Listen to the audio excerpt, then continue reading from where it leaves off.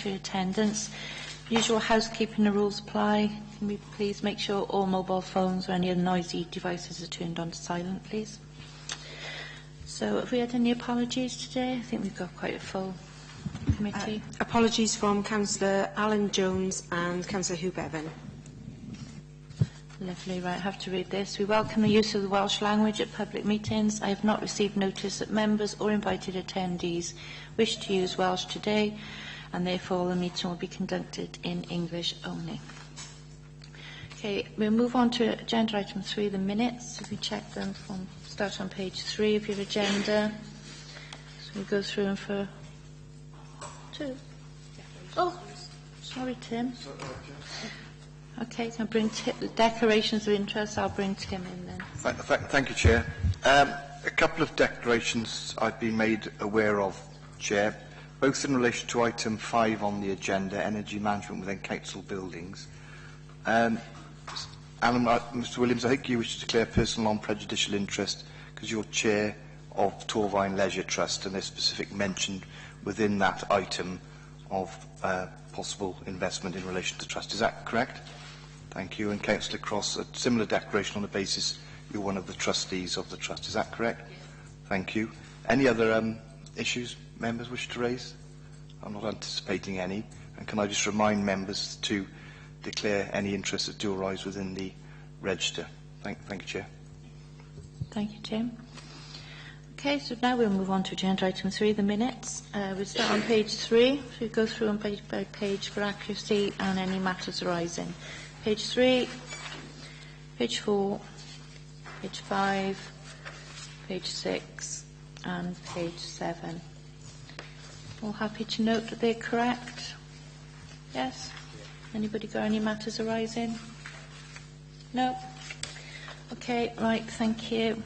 There's been a bit of a change to the agenda. We're now going to be dealing with items 5 and 6 before we go on, 6 and 7 before we go on to the main agenda. So can I welcome Duncan Smith, John Cunningham, Kath Thomas, Stephen Jarrett and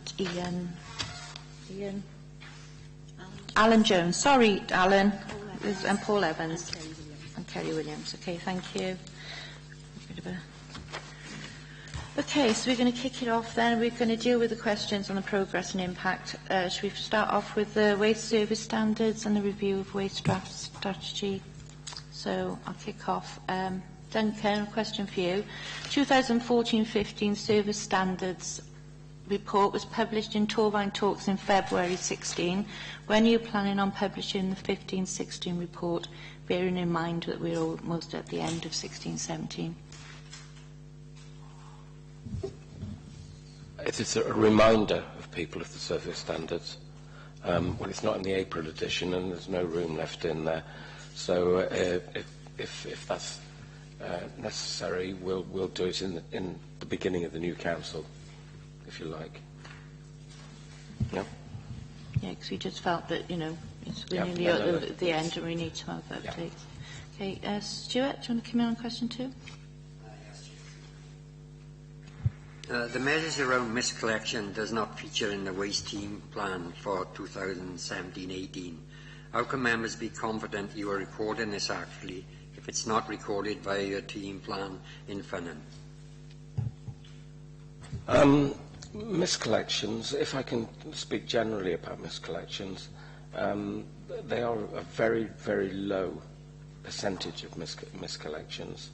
And I get involved in cases, and there are instances where miscollection can go one way or the other. We're trying to rectify that this year by putting CCTV onto the wagons, which will give us a much clearer view of that. Apologies, it's not in the team plan, but it's certainly part of our proposals for next year for dealing with this. I would say it's not a large problem. For the person who's affected, it is. But in terms of the overall number of collections, it's not a great problem. Could I ask a supplementary there, Chair, in regard to that question?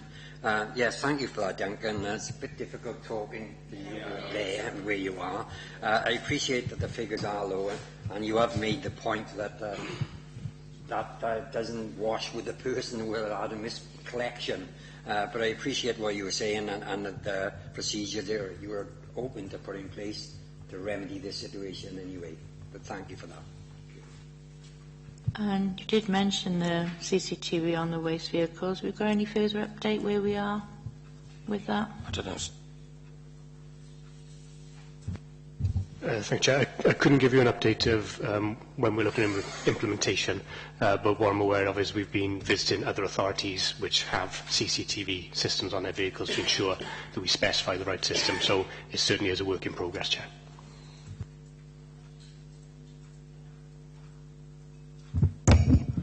Are there more definitive time? Is there a more definitive timescale in place for other teams within the service area to introduce service standards? This was recommended by the peer review. And in fact, service standards were recommended for the whole of the council, not just neighbourhood services. We've prepared ours, and they have actually been to the peer review group. I think Councillor Morby, you made comments on them, and I haven't had comments from others. So our intention would be, given we're quite well advanced in neighbourhood services, again, within the new council, to get those service standards out for the whole of the service area.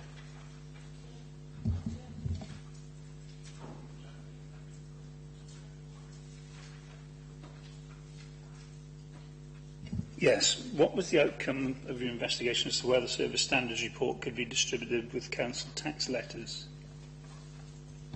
Apologies, can you repeat that? You got you back to me, so I can't. Yes. What has happened to the outcome of your investigation as to whether the service standards report could be distributed with council tax letters? This year, as I said, we haven't got service standards for the whole department finally approved. I would imagine that would be one of the scrutiny tasks early in the new council, to look at those before we actually go out with them. So we'd be looking certainly next year to have a full set for neighbourhood services and planning and public protection at least. So hopefully they'll be able to go out with next year's council tax letters. I would hope so, yes.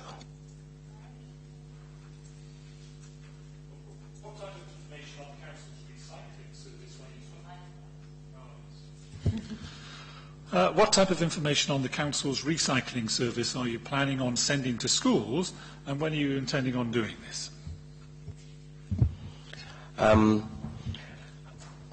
I've got to be quite honest about that. That's something that we need to think through, and we will, again, address that in the new council. I can't be sure where we are on that at the moment. I apologise for that. Thank you, Chair, for allowing me back in on this one. There's an opportunity here for the recycling service, and I know measures that took place before where Dan visited the schools about education.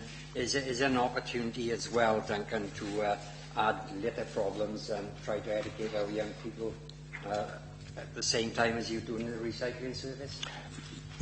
Yeah, we can do that. We have got, Jonathan's pointed out, and I knew this, we have got an education officer in the department.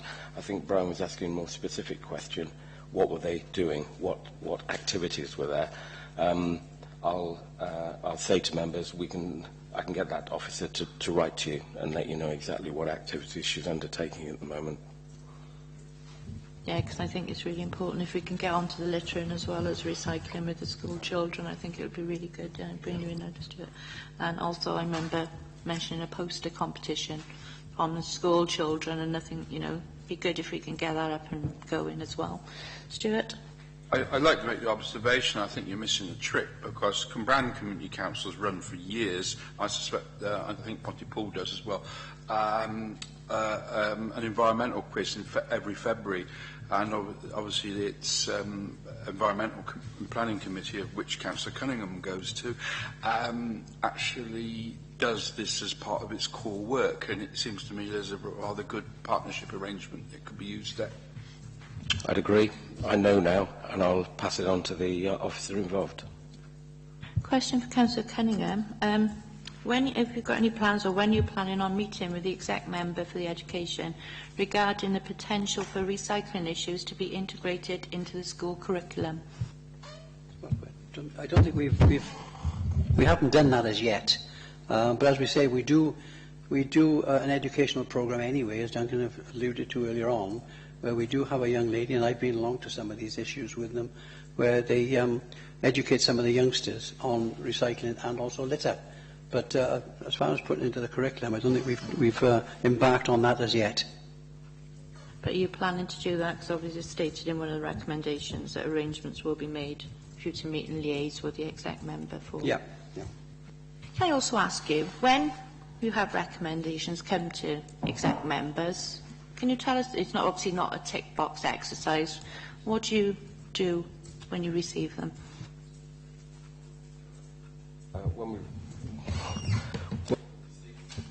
When we receive them, I think they're signed off by the executive member, if I'm right. Yeah.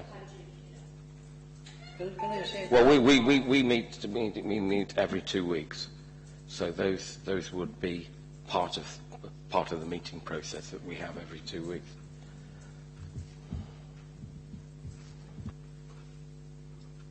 I would like to say, because the actual my scrutiny committee, the resources actually made exactly the same point about actions on there with a similar point, and we were concerned that some things were being left on the shelf.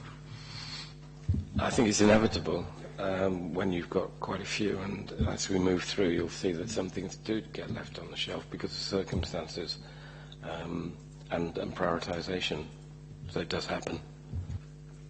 And also, when you look into some of the recommendations, they go way back, so obviously there's got to be a cut-off point where you sign those off, but it'd just be interesting to know that what you did do when you receive them, that you are working on them, and it's not just put on the shelf, and that you are taking notice of the committee's comments.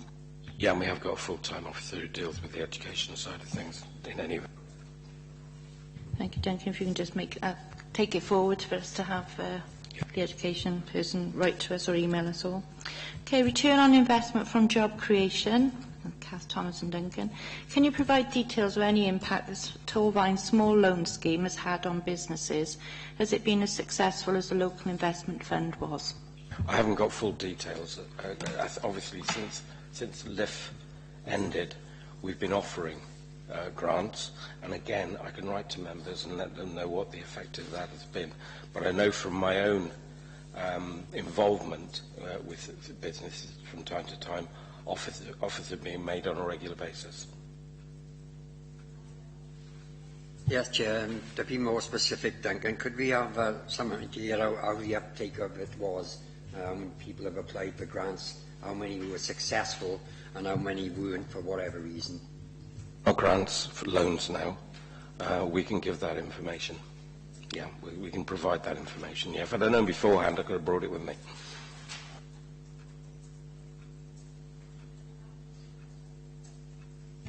Thank you, Chair. Yes, the next one's on transport. The committee have not received any update on this via reports or emails, virtually since the last time it was considered in 2014, actually apart from a brief update in 2016 in January. But the integrated transport unit is now in place.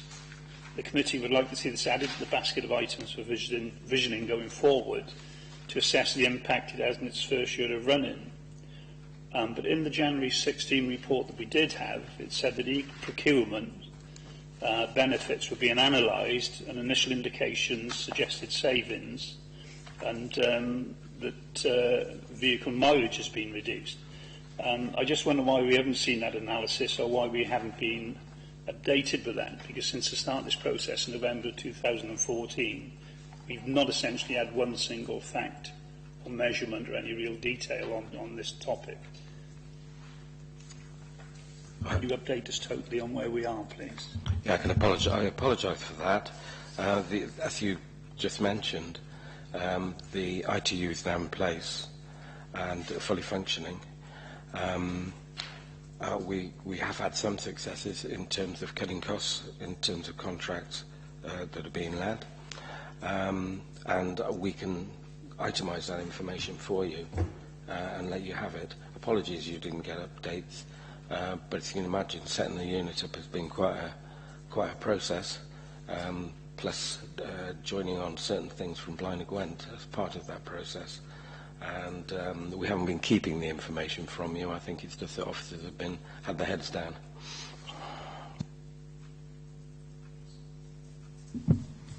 When can members expect to see the public consultation on the green infrastructure strategy? I think that's for you on flood mitigation. I'll come in on that. Yes, it's not Steve. It's a countryside section. I know I'd hope, because it says in the report that the report has been through its officer channels, if you like. So I'd expect that's going to be relatively shortly. I'll give you a date on that by email.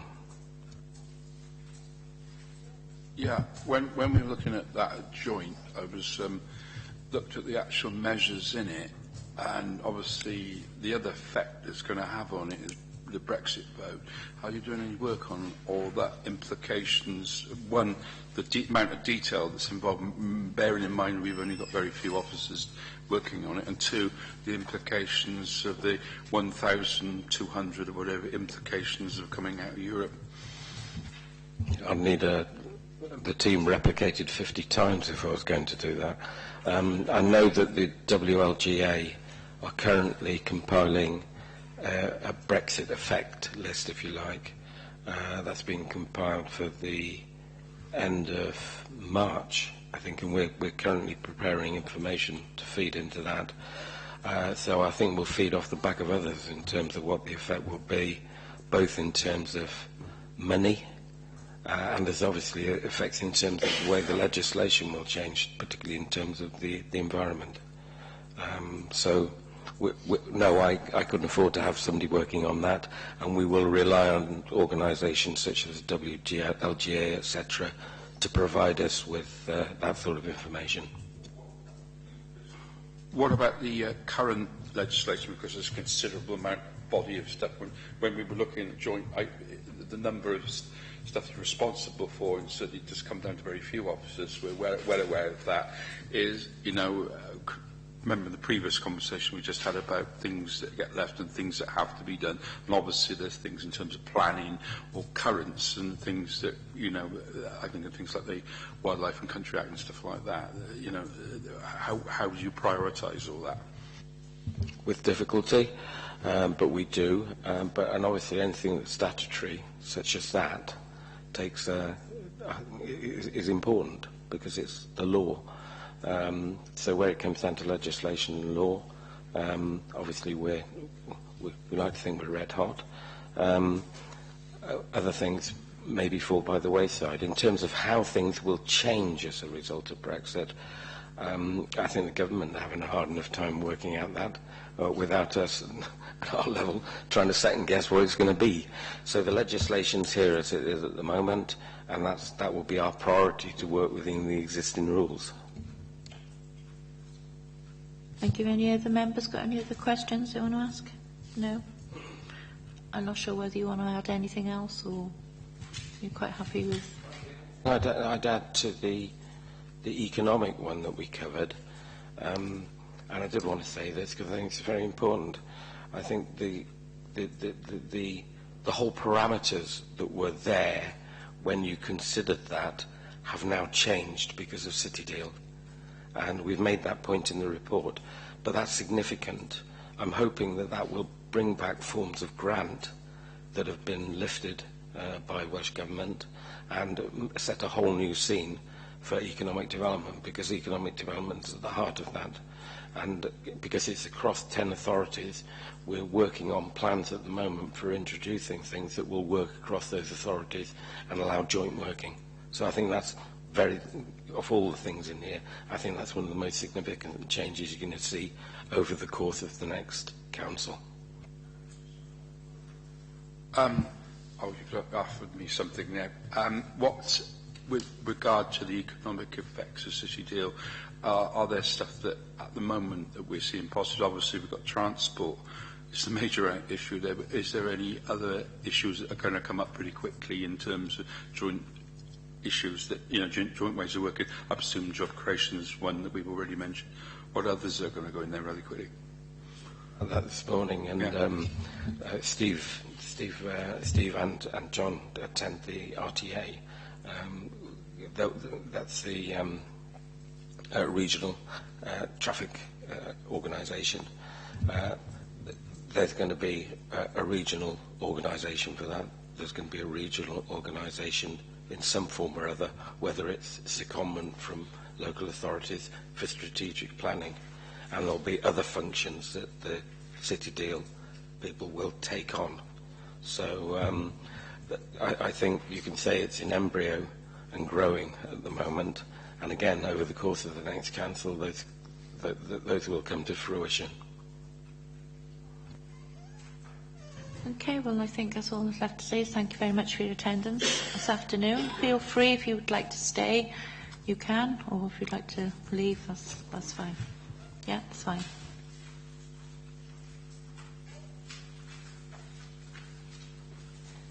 Okay, back onto the agenda. Agenda item 4 is an action sheet on page 13. Kath, do you want to come in on that?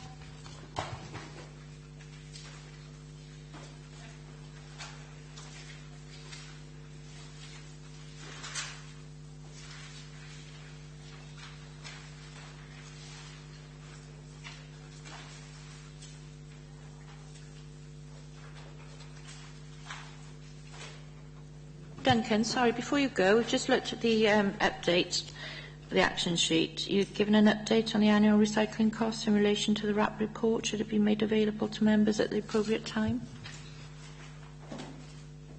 Yeah, that will be. Yeah, I've got the answer. Yeah, thanks. Yeah, that will be available in the summer of this year, and I'll make a commitment here that we'll email that round to members of this committee, whether they're on the committee or not. And would the same go for the income figures from recycling old bins? Yeah, I've got that. I'll put my glasses back on so I can read it.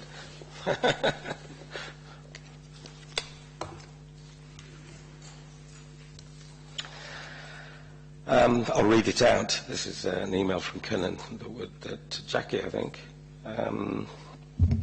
With regards to the old bins that we replaced as part of the skinny bin rollout, we recycled the following: 309 tonnes of plastic from the lids of the bodies of old bins, 25.85 tonnes, and I can give the members, don't need to write this down, we'll pass it to you, tonnes of steel from the wheel axles, and 57.76 tonnes of rubber from the wheels, and the total income that we received was £77,325.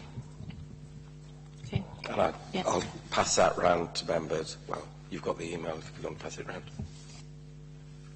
Thank you, Duncan. That's all. Yeah, thank you. You can go now. Sorry about that in confusion. Right, okay. Yeah. Yeah. Go now. Okay, members, so that was agenda items 6 and 7, where members were invited to review the impact of recommendations accepted and implemented by the Executive and to scrutinise the impact timescales and progress. From the answers given to the questions, are you satisfied with the responses? I know there's some things that are going to be sent on to you later. Yeah, it would have been good to have had more progress in relation to schools, involvement in schools, and but we've been assured that that will be taken forward, so we can come back to that in due course. When we've had the information sent to us by email, yeah, by the committee, yeah. Okay. Sorry, Chair, I think the only other one that I think we could have had more action on, and that was transport, I think. You know, the information that has been completely missing. I'd agree. I recommend the transport one is something I think for the next scrutiny committee, whoever's running that, because it's a big issue in there, so other people have picked up on.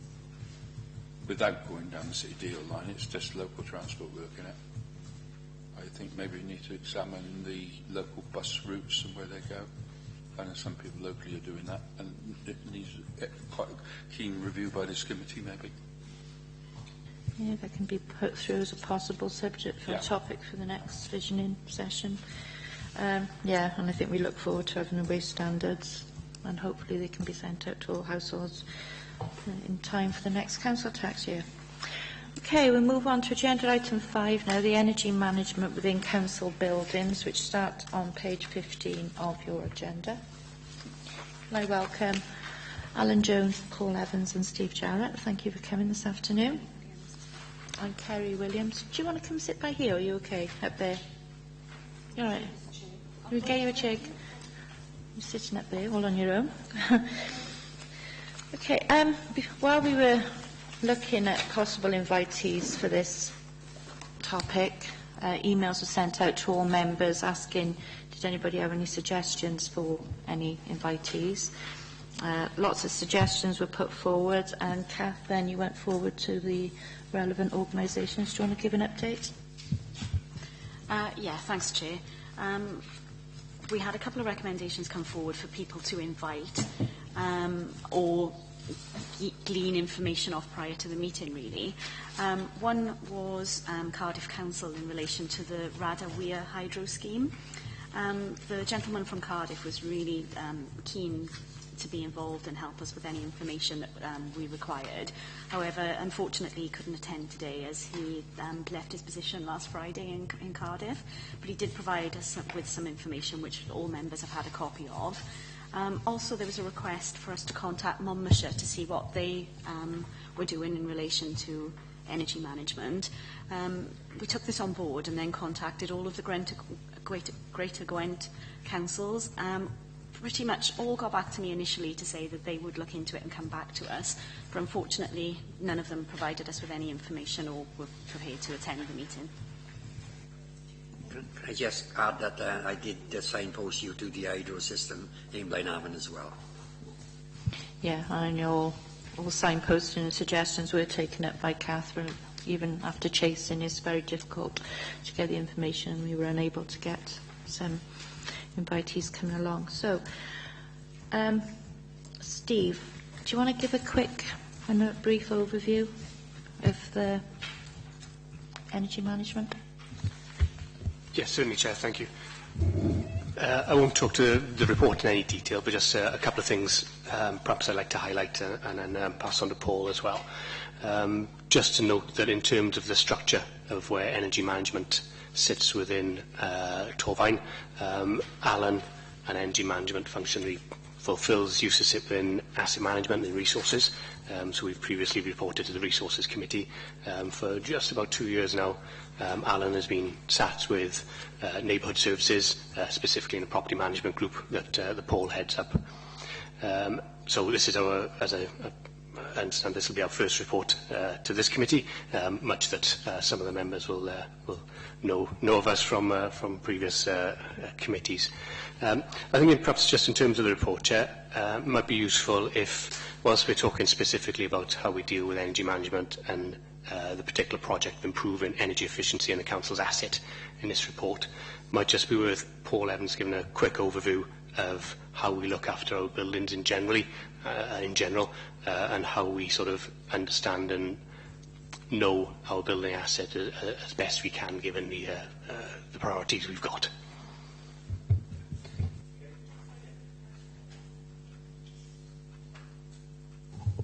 Yeah, is that okay? Yeah. Well, what my team effectively do is look after a lot of the maintenance of the buildings. We also got energy sat underneath us as well, and compliance. So we've got a number of officers there that we actually class as property officers. They have their dedicated portfolio of buildings that they would go out to. They share a bit as well, but they do have a dedicated portfolio. So their role is essentially supporting schools, supporting leisure trusts, supporting community halls around the maintenance of the building. Now, a lot of that is split between some delegated funding and some funding from the from corporate, which would be the corporate maintenance budget. So we've got the corporate maintenance budget, which we would look to look after the majority of our corporate buildings. Schools then have delegated funding, But what we do find is we've got such a good rapport with schools that they all buy into our services, and a lot of them come to us on a regular basis to make sure to arrange any works or carry out any repairs. We also then report to the Capital Programme Review Board annually to look in the vein of what is the condition of our building stock looking like overall, what is the maintenance backlog, and that entails our surveyors going out on site and looking at every building at least once a year, feeding in their local knowledge from what they've learned through the year on those buildings as well, and then giving us a snapshot in what we call our bid sheet, which is essentially a very abbreviated condition survey. And that would take into account any mechanical and electrical systems in there. So boiler plant would be looked at, air conditioning, electrical wiring systems, lighting, all those kind of things would be looked at and understood really well by the officer who's doing that. We'd also look at the elemental approach to the building as well. So the actual building surveyor guys would look at the windows, the doors, he'd look at the roof coverings and gutters and drains and all those kind of things. From that, we build up a very good picture individually of nearly every building we've got. So when we start then looking at, well, what buildings are in such a condition that we think we could make energy improvements around, then we've got a very good idea straight away. And the link now between energy management and my team coming on board with that has made that even stronger. So when we are developing projects and doing projects, we're including energy initiatives within that as much as we possibly can. But from the maintenance and the overall view of the building, I hope that gives you a flavour for how we know our buildings and how we know we look after them. And thankfully, because we've got a service level agreement with the trust, we know about those buildings as well. And we've got one with the schools, so we know about all those as well. So it's not just our corporate estate, it's practically everything we've got. Okay. Thank you. Sorry, Chair, remiss of me not to mention Kerry, who's been employed by the authority in the school's energy management role, which was actually something the last Resources Committee, one of their recommendations. So pleased to say that Kerry has joined us. Sits within the Education Department, but works very, very closely with us in property. Thank you. Right, thank you very much for that. And welcome. We're pleased that one of the recommendations has been taken place. How do you prioritise any work that needs to be done in any of your buildings? Okay, so it leads on a bit from what I just said. You know, we've got a good understanding of what our buildings are and what they look like, and we know where the boiler might have already had 2 conversions from a coal boiler to an oil boiler to a gas boiler. We know that boiler is now not going to be very efficient. We've got that detailed knowledge. So that's the first point to make, is we understand our systems and our assets within our buildings. Following on from that then, we would then look at, well, what are our high energy user buildings? What's the ones that we're going to get the biggest reduction in energy if we look at doing interventions at those buildings? So we would consider that. We would then certainly start considering, well, where do they fit in the bigger scheme of the whole council? So when we start looking at 21st century schools, you know, are there buildings there that we're going to be investing in that we're not going to get a payback in the money that we're putting into them, which wouldn't sound sensible. And secondary to that is, okay, we might have high user buildings, but if that's a new school, and it just so happens that it's a high user because it's got community use and it runs for a long period of time, then we're not going to get any big potentials out of that school to make savings. But some of the older schools, we are, because the plant is more run down. Essentially, that's what we look at. We use some KPIs to look at where we are with the buildings, and we look at where we are around energy, and Alan can touch on that if you need to expand on that. But essentially, the selection of the buildings is by local knowledge from my team around the condition. We're taking knowledge from the team data system that collects all the energy costs and things to do in the billing. So we've got good energy information around the buildings to know what that is. And then discussing across the board with all service areas and the corporate asset management group to see which buildings they would want to target first. Yeah, and that's the way we look at it. Alan, do you want to do the next one? Thank you for that. Thank you, Chair. Perhaps just for clarity, first of all, something I just noticed is on page 24, 3.2, which is a report that we from Stephen to Chief Officer, Neighbourhood Plan and Public Protection. It says the strategy has been produced and has been subject to scrutiny by the Cleaner Committee's Overview and Scrutiny Committee now. Unless I've missed something, I don't think we've scrutinised that. Is that just a typo? It was probably resources rather than... I'm only thinking for the future as part of our remit now, if that sat in there, it appears we've done that and we haven't, so I think that just needs to change for clarity perhaps. Thanks. Sorry about that. The actual question is, can you tell us what specific projects from the list that you've given us on page 16 that have been carried out over the last 4 years, i.e. how current are they?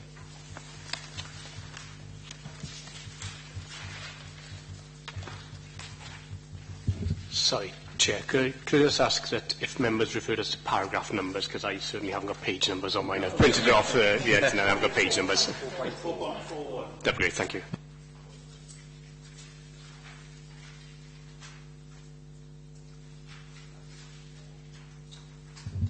Right, Chair. We'll take the first from there. For example, staff awareness. Up until 2 years ago, we were conducting that in partnership with the union, with the HR department. I had a colleague with me, Peter Morgan, who used to provide that training down the Eco Building. That's now obviously outside of what resource I've got now, because Peter's left to go to Blanagwent. He's from the NU manager up there, so I don't have that resource now myself to actually undertake that, but that was been done up until recently, the last 2 years. The School Awareness Project was the same thing, and actually Kerry carries on the work of the School Awareness Project. She meets with schools on a regular basis, and Kerry can probably tell you a lot more about her work with schools than I can at the moment. Site visits. I don't carry out so much of them now. I don't know if members are aware, but I currently work part-time, 3 days a week. Unfortunately, the resource doesn't allow me to get out to do that. Well, I do have use of some of the team within property who will go out and look at items for me and information if we're made aware of them. And Kerry has conducted a number of site surveys, etc. on that. Welsh Water, I'm currently working within a group of local authority officers. There's 6 of us working with the National Procurement Service. And as you probably have been aware, we are mandated to use Welsh Water in Wales, whereas water is now open to competition from the 1st of April in England. And in fact, Powys Council will be the only council in Wales that can go to competition because they are serviced by Severn Trent. So we've been meeting with Welsh Water to actually trying to get them to improve their service to local authorities in Wales. Collectively, we're a big buyer of water. We don't think we get the best customer service from them. We don't think we get the best deal, for example, in billing information, electronic billing, which makes things easier for us. Again, you know, myself and a colleague, we process all the energy bills for the council. We're the only ones who can pay them and process them. And they total over 7,500 bills a year. So obviously any we can make electronically gives us time freed up to do other things. Projects from the Energy Action Plan, we updated that with the previous Resources Committee. We had a number of projects which was ongoing, and the final one of those projects is before the end of this financial year, which will be to install 10 more water AMR units on the new schools and some buildings that weren't picked up previously. Boiler controls in schools, that's current. Working with Paul and his team, and with partnership with Blanagwent and Monmouthshire, we've moved the boiler control system that we use to a cloud system, which allows all 3 authorities to access the remote boiler control systems now, and we can share resource that way when things are tight, so we can view remotely the boiler systems. Obviously, as we talked about working with property, as I do now anyway. as and when projects come up with the design team or for refurbishment, for example, I mentioned their stadium where social care staff are moving them. We've just done a recently same project where social care staff moved into Torfaen Business Centre down in Panteg where we are. We've given them additional food for thought on things they could do to improve their costs and efficiencies there, and they've taken that on board. Highways and transportation, street lighting, well, that's an ongoing programme. We've been working on that now for over 7 or 8 years. You know, and we've taken we've not had the money ourselves to do it, so what we've done is made use of the Welsh Government's interest-free loan schemes to borrow the money to undertake that. And we're currently working on a project now with the street lighting manager where we're looking at the lamps that are very hard to get a payback on. These are the ornamental lamps, for example. As you drive into Pontypool here, you see all the lamp standards are cast iron ornamental, and we're looking at how we can fund those replacements of that lamp to an LED by keeping the ornamental lamp, but the standard, but changing the lamp if we can. So I'm going to work with that. Leaks, well, that's ongoing all the time. We've got an online leakage detection system. As such, in that working with Welsh Water, we had the AMR in, and we identify school or other building use out of hours. We tend to look out of hours because, in theory, that's when you shouldn't be using water. And Kerry and myself, we actively communicate to schools if we think they've got a problem out of hours. They will then, in the round, come back then to Paul's team, and then they'll look to locate potential leak there if the school can't find that. As for the photovoltaic systems, the last one we completed was on the farm, and they were back in 2013-14. We've not done any photovoltaic systems since then. All the renewables, all of those have really been in the past, previous to 4 years, as you say. Although we're continually looking at where we can implement them if they're economically viable. As you mentioned Radawea before, I've got a thing here for 19 hydro schemes throughout Torfaen, which we reviewed last year when the government changed the funding mechanisms, and out of those 19, now only 3 are viable. And the 3 of those have issues around ownership of land that the council would need to overcome and things like that. National Procurement Service, energy procurement, that's ongoing. I'm the procurement officer for energy for Torfaen. Currently, we're in the process of transferring all of our non-half-hour electric sites to another supplier. We've had some issues with the current supplier. You might be aware they were fined recently £9 million for poor service to commercial organisations. We were one of the commercial organisations that drove that forward with Ofgem on that basis. So that's taken obviously a bit of time, and that's an ongoing process because we're always looking to get the best we can out of our pricing models, because the energy prices are rising. Depreciation of the pound, gas and oil are bought on the Platts market in dollars, and that has obviously affected. So that's hard. Let's keep ongoing process for there. The team database, we continually using that, myself and a colleague. I glean information from it. My colleague inputs a lot of the billing information on there that I use then to import the data and reports out of. Kerry uses it for her information. We've also given schools and other services access to that database, to the real, so they can look at the real billing data. And Kerry goes with schools and explains to them how they can use it and what they can do with it. And again, with finance team, I went with the finance team when we're looking at how we can reduce council liabilities, for example, for the carbon reduction commitment, where we did modelling on the government's pricing structure for the carbon reduction commitment to 2020, and we bought £500,000 worth of credits in advance. That's likely to save us around about £25,000 to £26,000 by the end of the scheme by buying them in advance. So that's I'm happy with that, yeah. Well, thank you very much. It's very extensive. Sorry, Paul. I'm wondering whether it's worth asking Kerry just to step in there, because last year we delivered some schemes around schools out of the SAILEX fund, didn't we? And if you want a complete picture, I could probably just give you a quick update on what we've done around those. Yeah. Thank you. Yeah, via the SAILEX fund, we implemented 5 lighting projects. It was 3 primary schools and 2 corporate secondary schools. The project cost throughout 5 was 233,000, and the annual energy savings is just under 50,000 year on year. So obviously the payback on those was within the criteria of the SAILEX fund.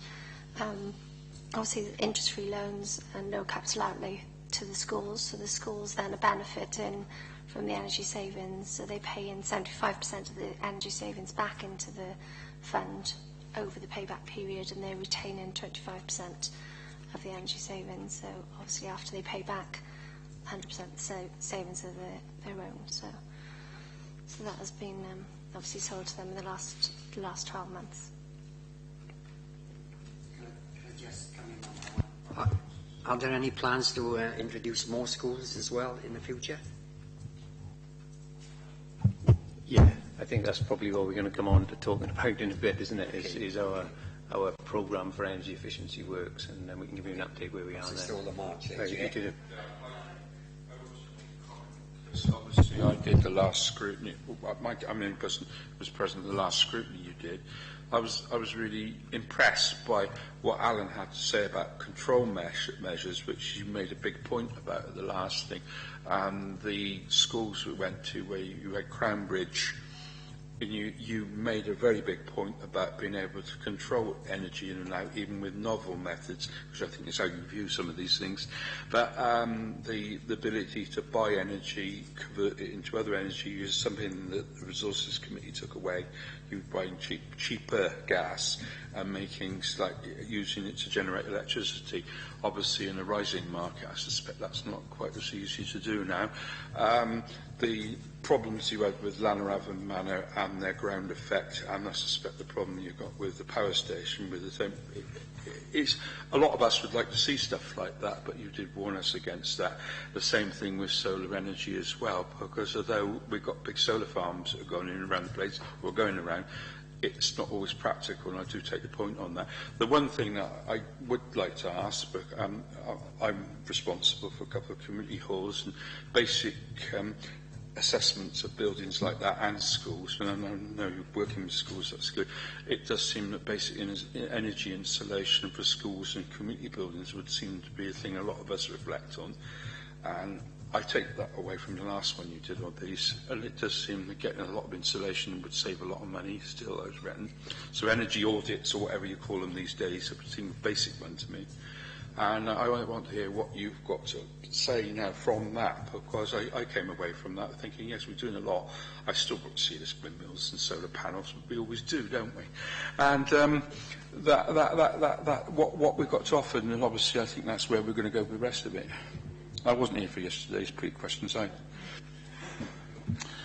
go back to the last item on community halls. Obviously, from the last committee, one of the recommendations there was to put together some kind of document, a booklet for community halls, so they could treat that in a self-assessment way. We were in the process of doing that, and as you're aware, the community halls officer left the authority, and then we had the new appointment of the community halls officer. Because he's had a lot on his plate with leases and things, I've left him slightly alone at this point. I have been in touch with him, and I do obviously converse with him on a basis on individual items, and it's something that we are now obviously going to take forward in the next 6 months, is to put that booklet together. And part of that booklet is we're basing it on a document that was prepared some years ago now by the National Energy Foundation, which looks at some sort of self-help tick boxes that, it's a very simple process that a community hall committee could do. But from that, we can glean some useful information so that we can look at on the option, because as again, it's down to resource. As I said, I'm 3 days a week, and unfortunately, I can't get round them all these days. As for the renewables, yes, they're there. As we said, we've always looked at them when we can. The issue has been with the withdrawal of government support. The current FIT, for example, that's the feed-in tariff. I assume you all know what the feed-in tariff is. I know Councillor Evans is, because obviously he's got some on his roof. So it's down to 4.3 pence currently, and in the best will, we just cannot make them economically viable. Because there are other issues for us. It's not a case of just putting them on a roof of a building. Again, we have to look at, well, what's the future use of that building? Is it got a life? Has it got 25 years of life that we can commit to? Does the roof got 25 years of life? Is the roof structure sound? Does it, so we have to conduct structural surveys, etc. We have issues with the district network operator, that's Western Power. With a domestic installation, they have to make it work for you. With a commercial installation, there's fees they charge, but also they can kick us to the back of the queue because they can see that if there's network problems, that network has to be reinforced, then we possibly could have to pick up the cost of that reinforcement. And to give you an example of that, in a new school, for example, we tend to be paying about £40,000 to £50,000 in network reinforcement costs to the district network operator. So these are costs that we would have to bear into the photovoltaic system, which doesn't make it viable on that basis. I think that's on that basis. Thank you. Stuart. Thank you, Chair, and thank you, Alan, for the information you give us, certain projects that you outlined earlier. And my second question is, in that time, what have been the successes and pitfalls from the projects carried out? And obviously, some have been more cost-effective than others. Can you give us an example of some of those? Lighting projects have been very good. For example, the school building was done over three stages. I mean, all the lighting in this room here is LED lighting. We find that they are doing well because obviously the simple energy saving, it's a straightforward energy saving, it's a real enough straightforward thing to calculate. And it's very easy to sell that type of project to other people. When you come to things like boilers, now if we were just looking at a boiler as an entity, then you could be looking for 30 to 40 years payback just for a boiler. When you look at a school, could be using £6,000 to £7,000 worth of gas, we would probably save about £2,000 worth for £100,000 installation. So boilers are very difficult to do without capital support. Chair, I take the point that you mentioned about solar panels, and as you point out, I have got solar panels. I was very fortunate to take them out when the feed-in tariff was high. But nevertheless, RSLs are still putting in panels. So there's, why are they doing it? And we don't think it's cost-effective for us. Totally on the same subject. I'm looking at the latest stuff on solar panels, bearing in mind I'm also a polytunnel owner, and there's large greenhouses going in now, and there's a lot of stuff looking at especially schools and large buildings with volumes of glass like that. I'm wondering whether, I've seen it with other buildings, that where you've got large volumes of glass, are we missing a trick with this? Because if you've got volumes of glass, and we're controlling the new build of these schools, passive heating, underfloor insulation, and they're doing it a lot in the greenhouse industry as well.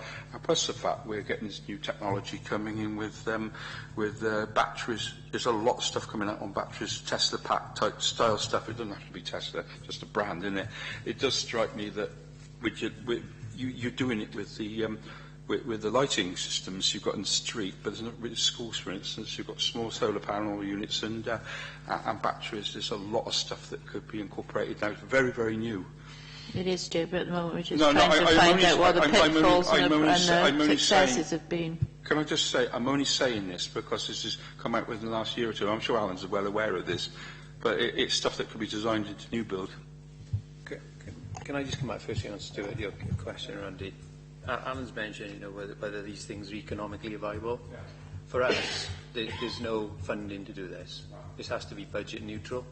So to get the loan, we have to get it in within an 8-year payback period. Now, what we're finding is a lot of the PVs that we're looking at, just to install them on a roof where we haven't even assessed the roof for its suitability yet, are still going into the 10-year mark. And that takes us out to the ballpark then. And part of the bit, I'll come on to it now, what we were going to discuss around what we're doing around energy efficiency and what refit kind of made us think about a bit as well, is to look at a whole building approach rather than an individual technology approach. So if we can get some schemes on lighting that pay back within 4 or 5 years, and then we've got a boiler in that site as well, is whether we can share that energy saving and cover the whole thing. And that's the programme that we're starting to progress on, where we have started progressing on, and we're moving down that line. Okay, so that's where we're talking about it being not economical, is because it doesn't give us that base level budget and payback period, but we're trying to do other things to make that happen. Okay. What about passive heating? Well, I mean, passive heating, if we're doing the new schools, we've had designers on board, they've had to meet a certain criteria, so I would have expected that they would include that in their assessment. If you look at the strategy document asks us for any new big refurbishments or new buildings that they consider the energy implications and any technologies that can go in that. And we have done that in all our schools, and we're now looking at doing some post-occupancy assessments to see how that is operating and whether that's good or not. Can I just finish off by you asked about the pitfalls and some of the success stories. One of the things Alan touched on earlier was the automatic water meters. And it's funny because one of my team, my mechanical engineer who deals with all the pipes and valves and things, he came to me one day and said, where are all these things coming from? Why have I got so many water leaks all of a sudden? And essentially that was because Alan and Kerry was looking at the system and seeing that there was high demands of water running out in periods that you wouldn't expect it, like on a weekend or in the evening. So all of a sudden he's getting a load of phone calls to go and deal with this stuff. So that, for me, is a success, because that is reducing the water use that we've got there. Alan also mentioned the building management systems. I think we've still got a bit to go on that. We've got the systems in place. We've got the web-based package now, so we can view a lot of the bigger sites, and we can control it, and we can change things in there. But what it also gives us the benefit to do is have alerts come up. So if a boiler is not running at optimum efficiency, if a valve has gone down or something like that, it will tell us that. It'll give us that alert as well, so we can react more quickly to it. For me, again, we get that in place, which is something we're working towards. That's another success on it. And the last one I thought of, Al, was basically one of our primary schools where we did change the boiler, and the reduction was about 40 to 50% in their energy consumption. So if we can do that, it's really good. But I do take Alan's point on board with that. That is a huge amount of capital outlay to start with. And if we can't get it within the 8-year period, what do? Well, one thing we're doing is looking at the capital budget that I hold to do asset maintenance replacement and seeing if we can supplement it with that. We're also looking at talking to schools about, and the finance for schools, and looking at a way of maybe edging in a bit more capital to try and get these things done so we can get it within that long period. Okay? So that's, for me, that's some of the success things we've done. Thank you for that, Paul. It's nice to hear the successes, and it's good to keep it going, sort of thing. Can you give us an example of any pitfalls you've come across as well?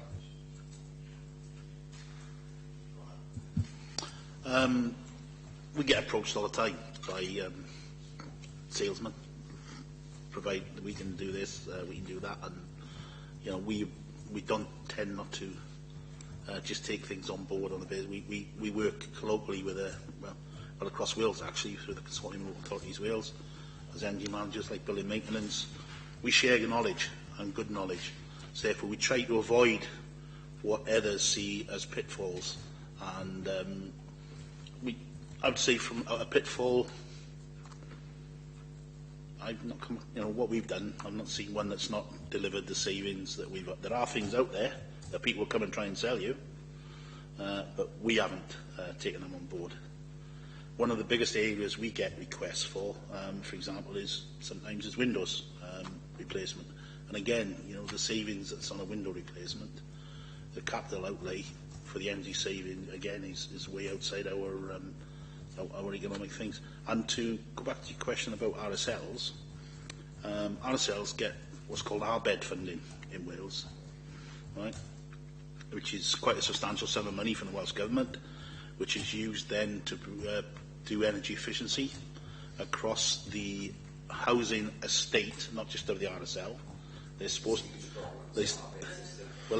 to work with the local authority as well, because obviously there are private householders who are entitled to use of RBED funding as well, and that could be around external insulation funding, because of the cost of that, as you appreciate, is quite high, and other measures. So that's why we, you know, we operate within the commercial buildings, and unfortunately that money is not available to us. We make use primarily of Welsh Government loans, and they've been very, I'd say, helpful in helping us to obtain loans where sometimes we've been slightly outside the payback, and they've prepared to look at payment holidays and various things like that for us so that we can, you know, make use of it. So the Welsh Government, you know, are supportive in that way. Just say briefly, Chair, it's very encouraging to hear that we haven't got no pitfalls, only successes. Very encouraging. Fiona, did you want to just come back in on this? Yeah, there was just a quick question really, is that I know that you've been doing the boilers for some years, because this was the term before, I think we had a conversation about boilers in schools. So I was just wondering how quickly you're progressing through each school, like maybe on average over the years, how many you're actually getting done in terms of changing their systems? Yeah, although I alluded to, we have this pot of capital money that we can deliver changes to boilers, it doesn't potentially go very far. So we have to look at priorities around safety and security and systems that are actually really ready to fall over before we put big lumps of money into that. Over the last year, we didn't do any boilers apart from smaller ones around some community halls and things where they actually just failed and we had to replace them. Where the couple of years before that we did have a bit of a boiler replacement programme rolling forward. That has since, from last year, halted. What I'm hoping is this year now, when we get our energy fishes back online, we can start looking at those again and adding more into that. It would be interesting to have an idea of how quickly you're progressing, just as a member, because that helps. It just helps us in our understanding how we're progressing as an authority, and I do think that the work in that particular area is particularly important. So I'm going to do the next. Oh, okay. The other thing you probably want to be mindful of is, as we are closing properties, for example, we've closed a number of schools recently. We don't, you know, we try to reuse what we can out of the school properties. We recently moved a hot water boiler from one of the closed schools to another school where that hot water boiler has failed. So we try to go around the reuse if we can, but we can't always do that because of obviously considerations on health and safety, etc., and costs for removal. But we do that as well. An excellent use of our resources: reduce, reuse, recycle. So I'm sure the same mantra that you use. I am minded, being a former care and repair officer, that I've been school governor in one school as community council for the last 20 years, and they've still got the same problem with windows, which I think is one of your dreads, which is the good old metal windows from the 1960s. And is there any programme that replace those? Because invariably two-storey, very single-skin buildings, aren't they? The two schools I'm on about, and they seem to be fairly common in schools and some other buildings that we own. Now, that they would solve a shed load of heating bills, I suspect. The other thing that those buildings all have as well, so it seems, is they have very little in form of insulation up there as well, being concrete roofed. Now, if there's any form of heads in both those schools, which I know well, would love some form of retro insulation, stop them getting hot in the summer and cold in the winter. They would, I would suspect, be very popular if we come up with something like that. Yes, I completely agree with you. what we're finding is around the condition of our building stock, if I can just go to that one, is that the 21st Century School Programme is making the biggest difference we can ever make. It's really doing a good job. It's giving us new schools. It's also looking at refurbishing some of the old schools. What we try to do from a maintenance point of view is obviously maximise our resources that we've got and target it on the buildings we know are going to be there for the future. We do tend to focus on schools because they're one of the bigger elements. So it's that package of work and closing some of the really older schools that's making a big difference to our maintenance backlog and our condition of our buildings. From a point of view of windows and insulation, those are being considered, and they will be considered under our energy efficiency measures that we're looking at now. The problem is the viability of them, and again it comes back to the cost of those opposed to what we can actually take a loan out for or additionally fund. We will assess it, we will look at it, we don't just write them off, we do certainly consider what we're doing with them. And one thing that Kerry's been doing recently is going around the schools and looking at where we can put insulation in the ceiling voids. Can we put secondary glazing in rather than replacing the windows? And those kind of initiatives. And they then start to become within the payback period that we can work within. Yeah. Thank you, Chair. My question still relates to success, really, and the measurement of that. In 7.3, in relation to Salix Recycling Fund, it appears that we're going to get our money back in about 4 years. Looks like a real success with that, and the consequent emission savings as well. I don't know what lifetime savings are. How long is a lifetime? Fine, if you could tell me, I'd be delighted. But anyway, that's a real success. Do we have any initial measurement on 7.4, which was the that was expected to pay back in 8 years in terms of lighting? Maybe 7.5 as well, but 7.5 may be a bit too early since it's only recent funding of 691k. But I'm just wondering whether we can see some better successes than anticipated in those two, because you've achieved that, or appear to achieve that in 7.3. To take 7.3 first, whenever we use our SALEC, you may or may not be aware, we have a £300,000 loan scheme we run within the authority. £150,000 came from the authority, £150,000 came from the Carbon Trust.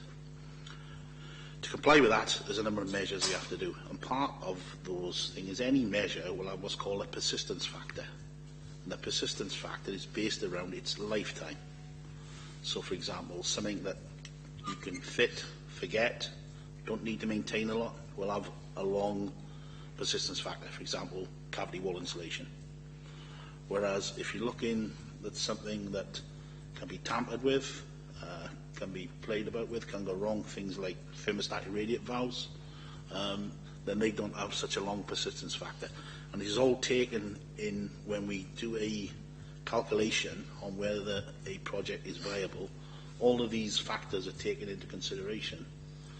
And the lifetime savings are based on those persistent factors. And in fact, the Carbon Trust in Good Practice, the Good Practice Guide, lays down for every more or less energy technology, under the energy technologies list, what they see as the lifetime of a type of technology.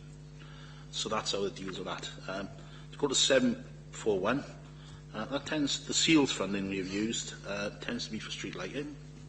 It's a very simple calculation of street lighting.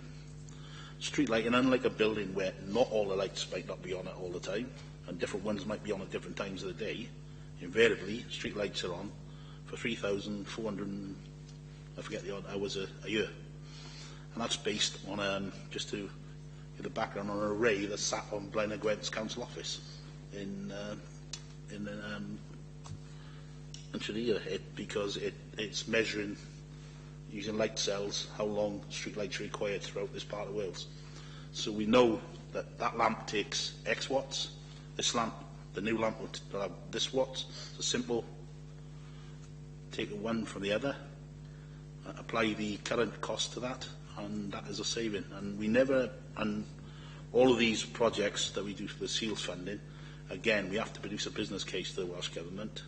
The Welsh Government send that then for independent analysis to see what we are saying is correct. We have to provide them information on the type of lamps we're using. We have to provide them information on the type of equipment that might be going with that. It could be control equipment we might be putting in with them, like part night switching or whatever. So therefore, it's easy enough to confirm that if we say we're going to achieve that saving, we will. Now, I have produced graphs for Steve in the past and for previous committees, which have shown that currently we spend about, I think it's £375,000 now at the moment on street lighting. If we were paying the same rate that we were paying back 6 years ago on the same amount of street lighting we had then, we would be paying close to £850,000 now a year. So you can see the cost savings are there, and we can, and again, I can demonstrate that, and if you want to, I can provide a simple graphic to the committee that shows that just on street lighting. Be helpful. Thank you if you could arrange that. Fiona. Okay, so we're on to awareness projects now. So, do you hold a database that holds information about every property we own, and which staff within those properties have received awareness information from you to ensure that every building gets covered? When we used to carry out the awareness projects in the Eco Building, as part of the European Union funding the Eco Building received, we had to complete a register for every meeting we had there. And that register listed persons who attended. The HR courses for managers, junior managers that are run, again, we would have names of who's attended those. Ad hoc awareness training could be just to a school. Kerry goes to them. I used to go to them, and we'd go there on in the morning or lunchtime at assembly. And again, we wouldn't know definitely who had received any sort of training, but the majority of the people would. So we don't have a database as such. We've got some supplementary information for where we've had to collect information off people for attendance. But other than that, no, we don't. Only just to come in there, that in terms of trying to capitalise on any education that you give, would it serve yourselves to sort of appoint people that are awareness champions, energy champions? I'm sure we've had this conversation at some point before, haven't we? We do have awareness champions, or we have in the past, and again we used to meet in a regular. One of the questions you asked Duncan earlier about education in recycling, I used to sit on a team called the Sustainable Development Group for schools. It was myself, the Waste Education Officer, the schools counsellor, the Keep Wales Tidy, the Healthy Eating schools officer. We used to go round to schools on a regular basis, providing information and things to all the schools. Obviously, as resources changed, that has slipped by the wayside, so no longer takes place. So that's on that base. Now, for the sorry, I've got the second medical question. It was more about the energy officers, not energy champions, and this is where I remember years ago that we had something like that. And so my thinking was more the fact that you're going into schools and buildings, and if you have someone who's championing what you're teaching, then hopefully there's an individual that could keep on reminding staff, switch off the lights. I know it's a basic thing, but actually I do it myself. There's a light that's always left down out there, Yes, we did have champions, and again, when we were working, they used to run through the Sustainable Development Group in the authority, and again that has slipped. The former leader used to actually chair that group, and we used to have an annual Sustainable Development week in the authority, where all of that used to be brought out.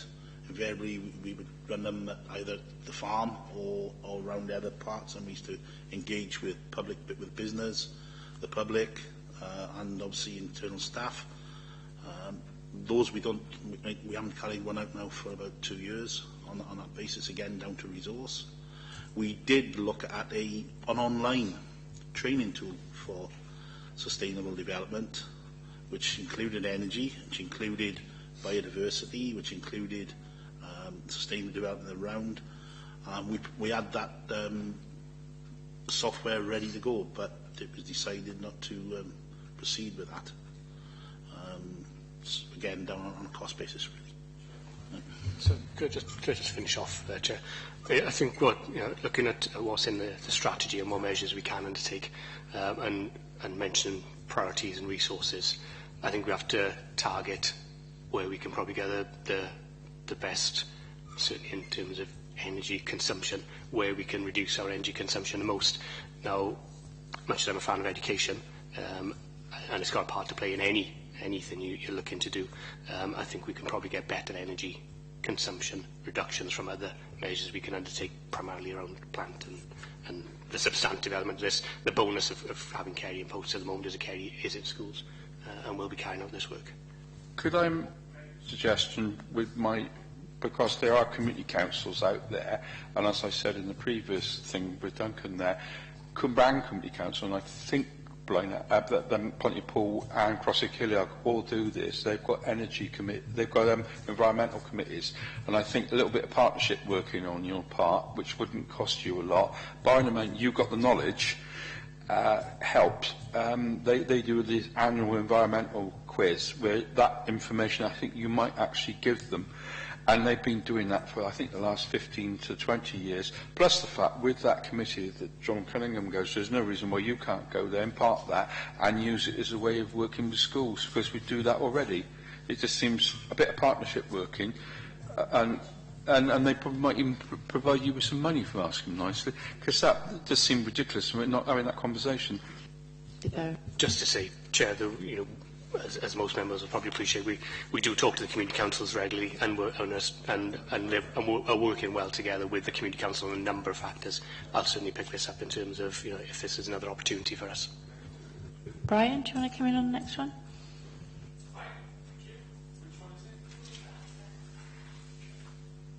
Which officers sit on the corporate asset management group, and how far has the group gone with progressing the project to identify buildings that would benefit from energy efficiency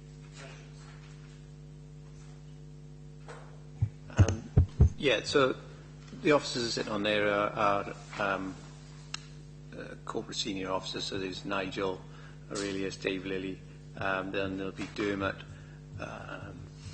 Victor comes in on it as well, and community services, so Susie Jess, and so Dave Congreve's represented as well. So it covers a good spread of the whole authority. In regard to the progress on the energy efficiency works, that sits with us in neighbourhood services. Nigel's the project sponsor, but he's delegated that down to us to deliver. Where we are on that at the moment is we've had some initial benchmarking done around all our sites. There's been a fair bit of work going around that to do these energy audits, essentially, to look at where there's potential, where there's opportunities within these buildings. We've then gone from having a lot of information from that initial benchmarking to start reviewing some of our older information. So we would have had carbon trust reports done on previous buildings and so on in an earlier phase. So we're pulling that together, and actually we've now engaged with Carbon Trust to look at our whole portfolio that we've come up with that would have opportunities in it, and to say, right, so which ones are the viable ones? And we're in that stage of doing that viability assessment at the moment. We're waiting for that to come back from the Carbon Trust before we can really move forward and confirm what buildings we're going to be working on and which ones have got the opportunities. However, that said, we are also, because we've got carrying posts, and I can't overestimate the benefit of having the school's energy officer in post, to be honest. Even the Welsh Government was surprised we had that and said there's no one else they know that has that post, so that was really good. essentially because Kerry's there, she's now keen to get out and look at the school buildings to develop a package of work around the schools, as we said, for each individual school. So we have dedicated some technical resource to sit alongside Kerry to start gathering the information around the boiler plant. Yes, we know it's not very good, but we need to get a technical angle on that now. We need to pull in detailed drawings on it, and we need to think about how much it's going to cost us to replace these things. And back to the point of how much energy are we actually going to save. So we need to be looking at how efficient is the boiler as it is at the moment and what energy use is it doing, and the lighting and anything else we consider, and how much will we actually save. So we've got some robust figures. So when we come to delivering this and making the payback, we can look at it and we can say, yes, we have made that payback. We want something robust on that. So that's why we've got the technical people and we've got Kerry's the energy one. The other reason for prioritising the schools at this stage is to say it would be really nice if we can get some works on site this summer. You know, so through this summer holidays, we would love to be on site doing some more lighting replacement schemes, changing some boilers if we can, looking at the secondary glazing and anything else we come up with. We're even talking about thermostatic rad valves that are battery operated, aren't we, that can sort of control some systems individually. So it's all those kind of things we're throwing into it. We need to be confident, though, because we are taking the loan out, we need to be confident that we can get the payback on these things. And that's where the attention to detail around the technical stuff comes in. Yeah. Following on from Brian's question, really, two questions, really. How often does the management group meet? That's the one. You've given us an outline now who sits on it, and thanks for that. The other thing is you mentioned that you were waiting Carbon Trust to come back to you before you make any final decisions going forward. How long do you usually have to wait for Carbon Trust to get back to you? It depends on the amount of work we give them, really, and how much they'll take on for us, you know. But they've been commissioned now for the last month. A month they've been working on this, and they've come back to us once already and said, look, we've got a snapshot, but we need some additional information. So we fed back to them on that, and we're hoping that we'll get a draft on them off them and some of the work that Kerry's doing along with our technical guy by the end of April. So it's a fairly quick turnaround, is it? Yes, yeah, but bear in mind this is just the initial stage to get our what we think is our viable projects. From that stage then we've got to start drafting specifications, project briefs, we've got to do tendering, we've got to get the contractors on board so that we can get works up and running as soon as we can. Okay. All the ducks in a row while you were waiting for the information off Carbon Trust. Yeah. The other question was, do you meet every month? The Corporate Asset Management Group is a monthly meeting. Okay. Thank you. Brian? Yeah. This might be a tricky question to answer, but do you feel you get a fair deal in terms of allocation of capital funds?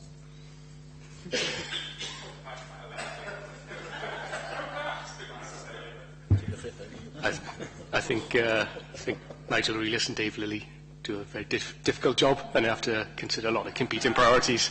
And they give us as best a financial settlement in terms of our department as they can. I'm sure they would like to give us more. We would like to receive more. But they do that within a council-determined policy to give priority to 21st century schools. And of course that helps with energy efficiency because we're replacing inefficient buildings with better buildings. But you could do more if you had more capital resources. Yeah, okay. As everyone could, yeah. Yes, Chair, and this relates to Para 765. Who are the neighbouring authorities that are suggested within that are providing support the alternative delivery model? And also, what technical support will they be providing? We've engaged with Blaenau Gwent County Borough Council to utilise the services of one of their mechanical engineers at this stage. We've got, in my team, it's a mechanical engineer and an electrical engineer. The mechanical engineer is fully consumed at the moment with compliance around Legionella and and gas safety. So he's unable to support on these projects. So we've looked at, as this is additional to our usual amount of work we would need to deliver, we've got this gentleman from Blaen y Gwent coming in to do that.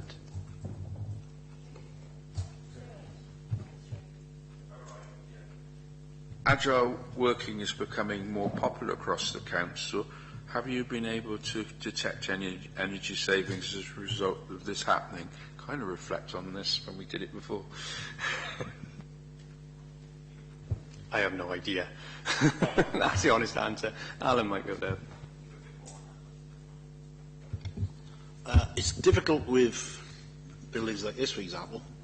The only thing you're stopping someone use probably is a laptop in that building that day when they're not here.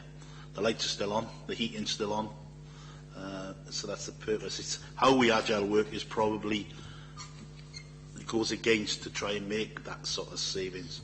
If you look at successful companies that do agile working, you walk through the door and you allocate the first available desk in sequence, and then they fill the building up that way.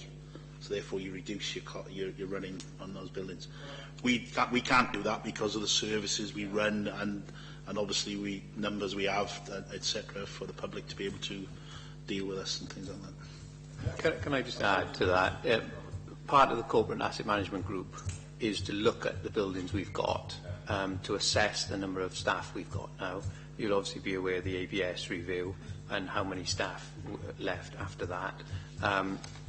So there are some gaps now, and what the corporate asset group are going to do is review where those gaps are. Review, are we still meeting our 7 to 10 commitment we made around desk space, which may give us the opportunity to close some buildings, or at least to let go of some buildings that we're renting.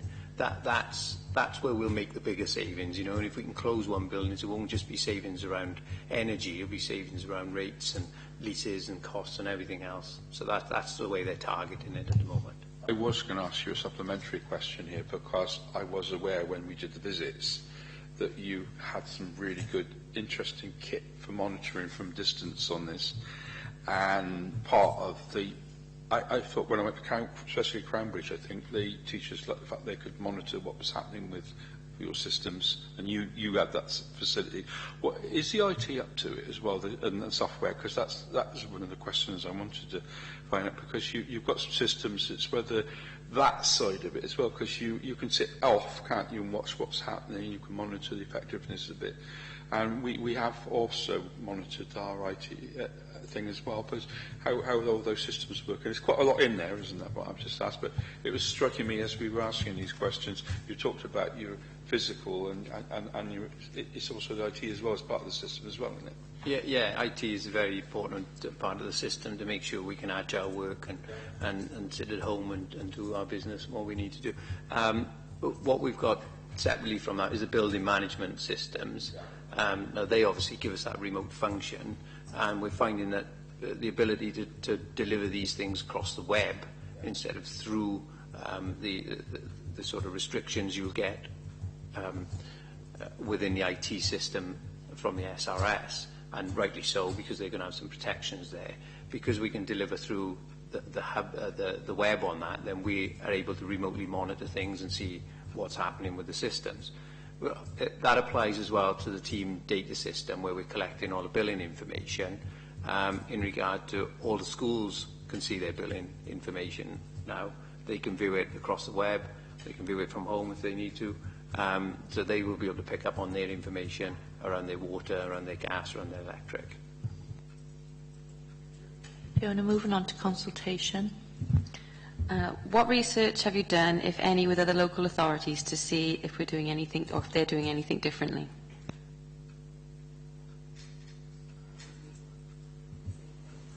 I mentioned earlier the Consulting of Local Authorities Wales. We meet on a quarterly basis.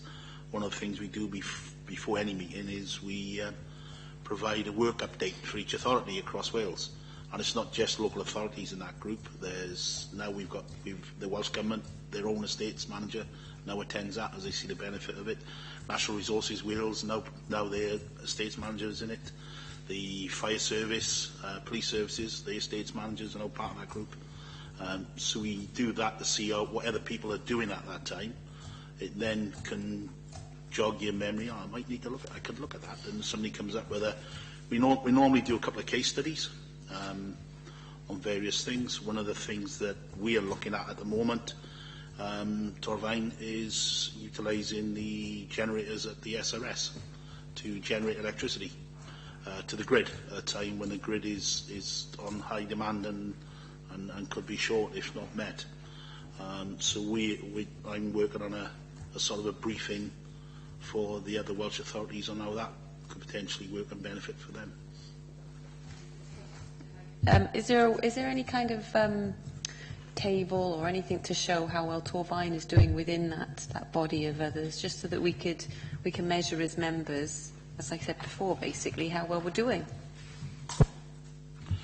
Well, the two PIs that are mentioned there, the DECs, display energy certificates, and the energy in public buildings are both national strategic indicators.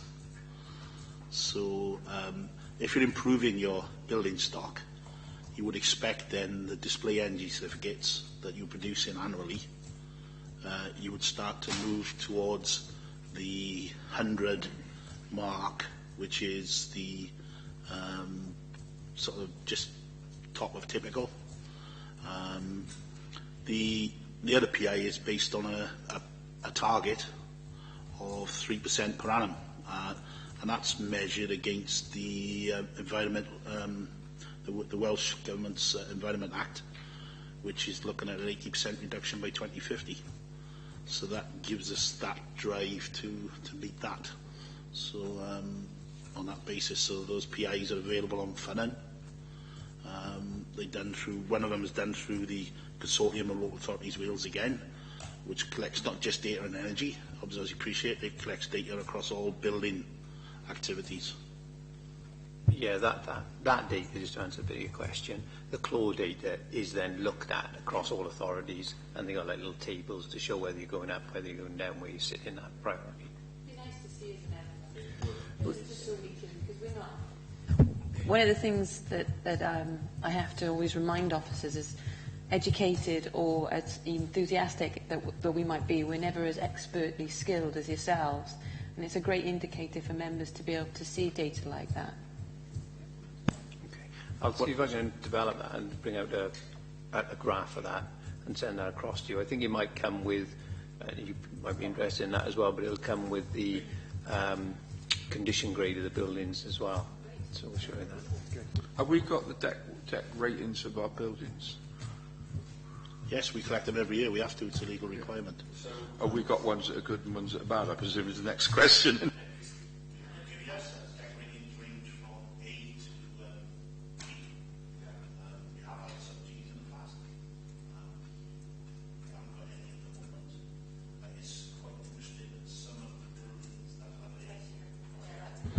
Some of the buildings that have a high energy performance certificate, that's the as-built certificate, do not have quite a good display energy certificate in use.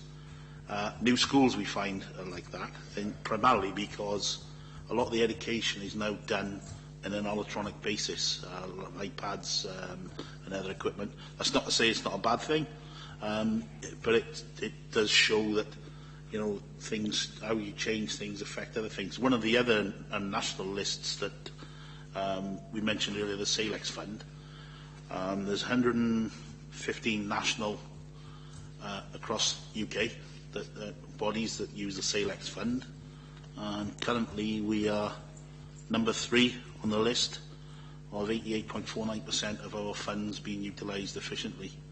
And that's primarily down to the work that Kerry's done in the last year and a bit with schools. Yeah, I was just going to say, I mean, that really helps members understand where we are in a bigger picture. So information like that, I think, should be given out to us annually. Can I ask another question, please, Chair? The other question is that, is there any way in which that deck rating and the ratings in these establishments can go up and down with human agency.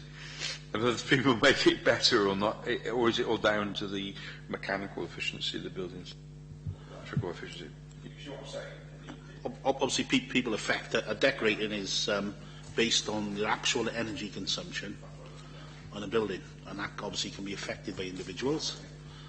If they leave lights on, leave heating on, etc. So therefore, that part of it is taken into account. It's an annual survey that we have to undertake for it, and we produce then the deck certificates. They have to go on display in the building, and they're publicly available on a national database. So where is some element of getting people to help themselves on that one? Okay, thank you. I presume that you consult with other teams within Torvine, such as Regeneration, to see if they can access any funding, such as Forgotten Landscapes, secured for the hydro generating system in Blenavon, to ensure that all avenues are covered. Yeah, we do communicate with all other service areas.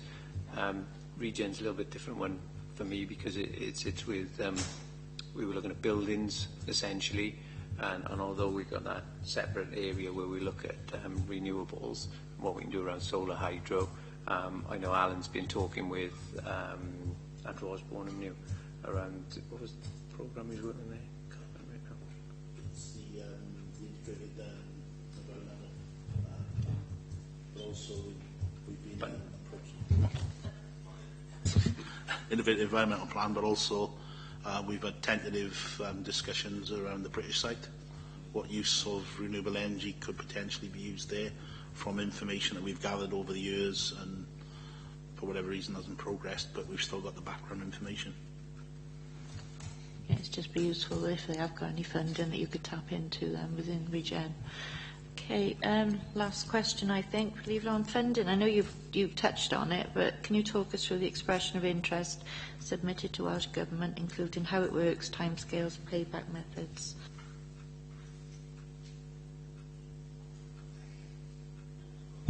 We submitted there was a deadline to submit the expression of interest, which we met by about a few days off. Mainly because we were trying to get this information back from Carbon Trust. We got to a point where the figures that we've got in the report is essentially what we have put into the expression of interest to say what funding we're looking for. We've had a reply back from Welsh Government in the guise of SAILEX, who manage it on their behalf, and they've come back to us quite positively, requesting a meeting so they can start talking about what pots of money are we looking at. I'd just like to probably add a bit to that in regard that we've applied for the £2.5 million expression. That's an expression of interest at this stage. There's still some uncertainty about the exact figure, obviously. Also, there is uncertainty about whether we will deliver all of that or whether some of the sections, especially the Leisure Trust, might benefit from sitting outside the loan that we take and actually doing an expression of interest themselves. What we really wanted to do was get in to Welsh Government to say this is the type of money we're looking at over the next 2 years to be funding the whole of our estate. And that's what Welsh Government wanted us to do. They want to be able to plan their pipeline and understand what funding they've got coming as well. So it was really important we got that expression of interest in them as early as we could.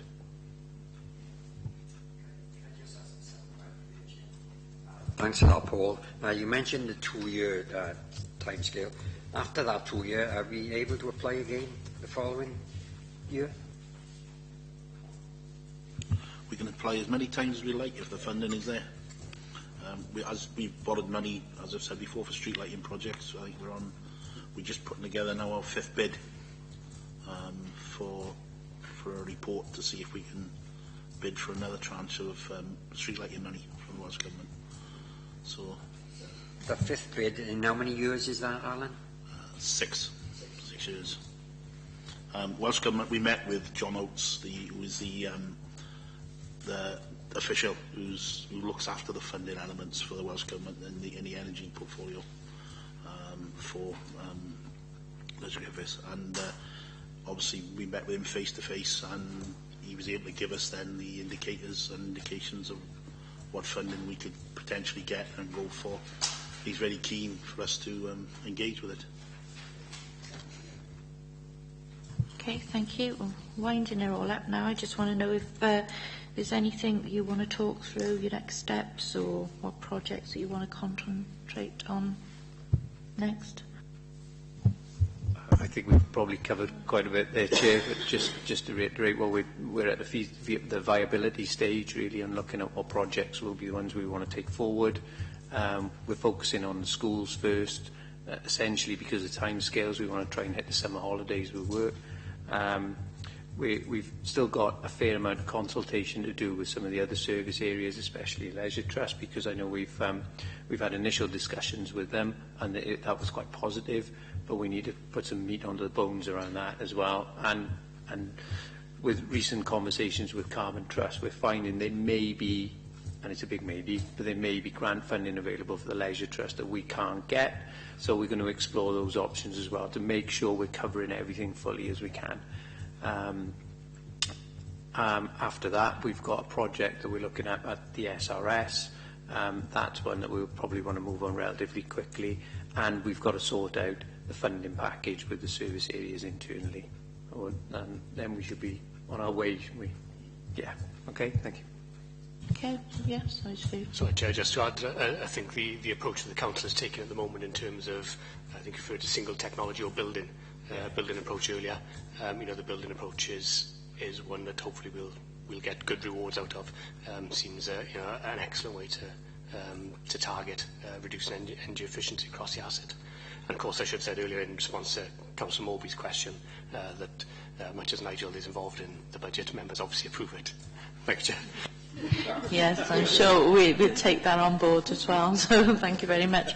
Right, that's all that's left for me today, so thank you very much for attending this afternoon. And so thank you very much.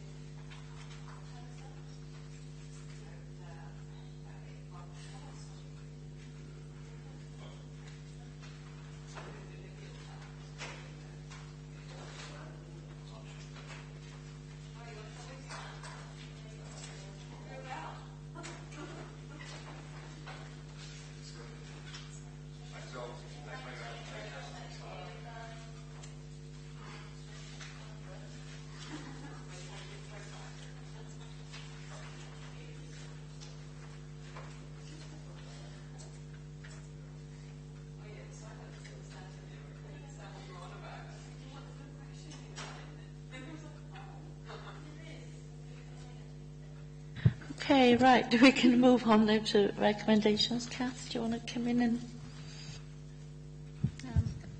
Overall, I haven't got anything specific down as recommendations. There were two things that I picked up that could be considered. Obviously, that's your choice, members. It was around the energy champions, so that education is continually provided. But as Paul mentioned, now that Kerry's in place, she's pretty much doing that herself, but you may want to expand on that. And I think you do. Yeah, on that point, I mean, I think it is still relevant. I know that it was largely dismissed, and I agree to the extent of there's only so much resources, and we can get more bang for our buck, as it were, with some of the other proposed ideas. But it is listed in the potential projects on 710.1. being awareness links to energy improvements. So I think that there's still a relevance to actually just pursue it. I'm not saying there has to be energy champions, to be honest. It was just something that came to mind. That it just does help when you have somebody, encouraging it, promoting it, who's charged with making sure that everybody in that particular floor or that department, keeps to things that are agreed. But I'm not overly precious. I think that on the whole, the discussion that we've had has been sound. It's given us all a fair grounding. One of the things that we pointed out in the pre-agenda was there were some gaps in understanding so I think that we filled that there. I'm very keen on the idea of the schools being prioritised and the boilers, and I know that this is, as I'd raised in the meeting, the fact that this is a programme that's been going on since the term before. That's at least one of the programmes, and I think that's a pretty crucial one that can have a huge benefit to a school. So yeah, that was my thoughts on it. I'm a bit disappointed in one way. This is a beautiful, practical approach, but it's lost the other aspect of it, which would have been if you go down the Wellbeing and Future Generations Act, there's a whole aspect of it that's actually missing, which I would expect it because gentlemen, they were practical and they've gone down the are looking at estate.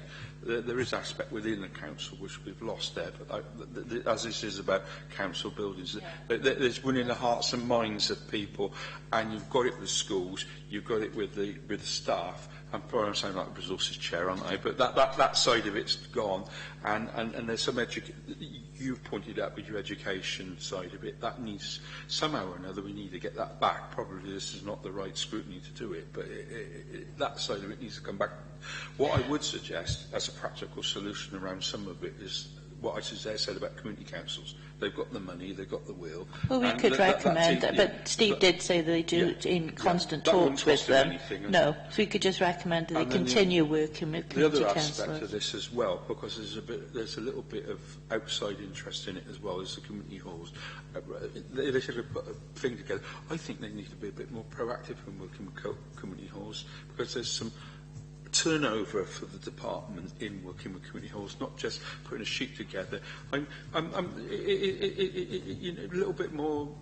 They want you to build a team up, and they've got the schools and they've got that. They might as well use a team to work with community halls. We're desperate, I think, for two bits of work, not just being. Because not everybody, as you said about experts, you're right about that. They're the experts, they're really good at it. Use that expertise and almost sell it from the council.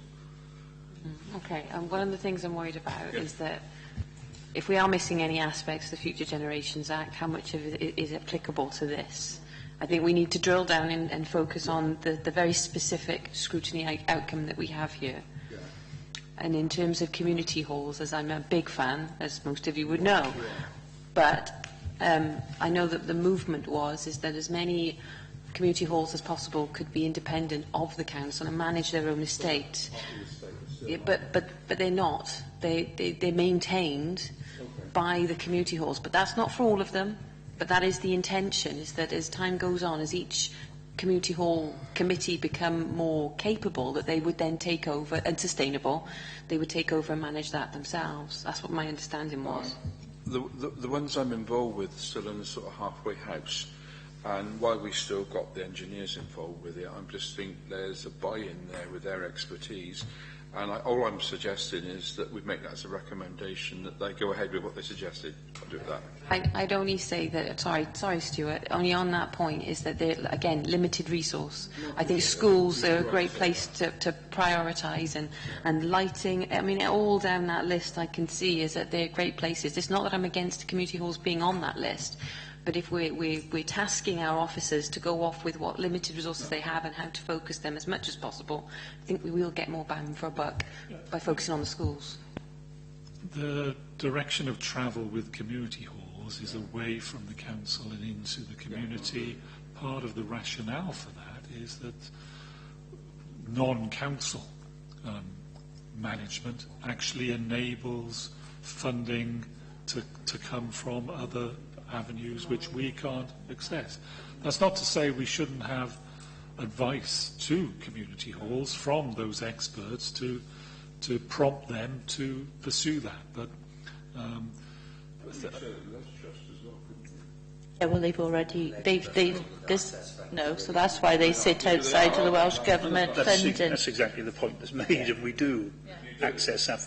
Yeah, I mean, we access different funds, but, I mean, we've had some support from TBC in doing that, not giving us some, giving us a guarantee, but, I mean, we go out and do that, and I think, as Brian said, that is the aim and the objective of it, because otherwise you will also still have a number of people working within the authority that are still doing a lot of the work that you're trying to move out to make those more efficient as well.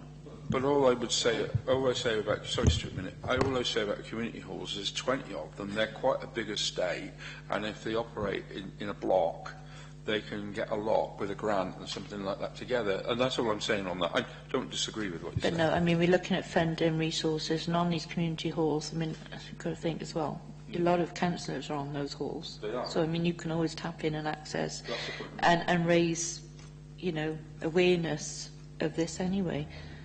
None of us have got the expertise on that. But no, but you could tap into it, couldn't you? Stuart? Yeah, just while we're on the theme of community halls, I mean, there's proposed to compose a signing document. I don't see why that can't be carried out and provided to the community halls. Some, as you say, Brian, are coming into their own ownership as well, but it'll still be useful for them going forward. The other thing I wanted to just mention was I took the point that Alan made about that they used to have meetings with the leader and other groups. I think that's a missed opportunity, and I would suggest that be resurrected in the future. That was specific not just to energy. I think it was a great idea, but it was about sustainable development, and it is a shame that that's been lost, and I think that there could be value, but it's like they said, again, it comes down to resources. Well, maybe you, as sustainability champion, could bring that forward. Can I Get a recommendation through this committee? Can I say that the only side of it we do at the moment is biodiversity, and that side of sustainability. This, unfortunately, when Mark Doubler went, we didn't do that. That's Can the you point. bring it back up then? I certainly would Right, love okay, to. so should make a recommendation to move forward, and Stuart brings it up at the next meeting. Yeah, and can we also just be... Go on. Yeah. Sorry, it's just so that I've got the right terminology. What was the name of the group? It was sustainability, and it was also biodiversity. It was both we used to have meetings with former leader. Was there a specific name group to the group? It was just a group of officers meeting. And I only had meetings on the biodiversity side of it because that side fell off. So, I mean, if recommendation from the new council that they look at that aspect of sustainability champion. Just to make the point, really, that the previous leader had that interest and that role actually under the portfolios at that time for cabinet members. Now, the current leader, I don't think, takes on that portfolio because the former leader is still got that element of the portfolio. So if we were to say something, it would be along the lines of recommending that the cabinet look to allocate, somebody to, and not relying solely on the leader. Can't do everything. I'd go a little bit stronger than that. I would even look at maybe if you've got the biodiversity and sustainability champion, that maybe some of those need to be, because there's a lot of work in them. I think we're going off the subject, though. That's drilling down to specifics. We've got a really good recommendation there. Just make the general recommendation, as Fiona's well.